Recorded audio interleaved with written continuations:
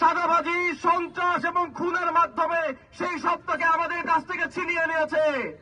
আমরা স্পষ্ট করে বলতে চাই, মঞ্চে মিষ্টি ফুলঝুরি এবং বক্তব্য দিয়ে মানুষ আর প্রভাবিত হয় না। আমরা জানাতে চাই যে পলিসির কথা বলে, নতুন প্ল্যানের কথা বলে বাংলাদেশের মানুষকে বিভ্রান্ত করা হচ্ছে, মানুষ আর বিভ্রান্ত হবে না, বরং মানুষ কর্মের মাধ্যমে দেখতে চায় যে একটি দল কি কাজ করতে পারে। আমরা সেটি আজকে শেরপুরে দেখেছি।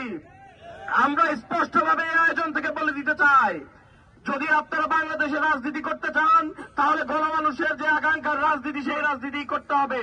খুনের রাজনীতি, যে রাজনীতির সূচনা খুনি হাসিনা করে গিয়েছে, সেটি যদি আপনারা করতে থাকেন তাহলে অবশ্যই এর জবাব বাংলাদেশের মানুষ 12 তারিখে অবশ্যই দেবে। একই সাথে প্রশাসনকে বলে দিতে চাই, আপনাদের সামনে, আপনাদের কাঁধে অনেক বড় দায়িত্ব।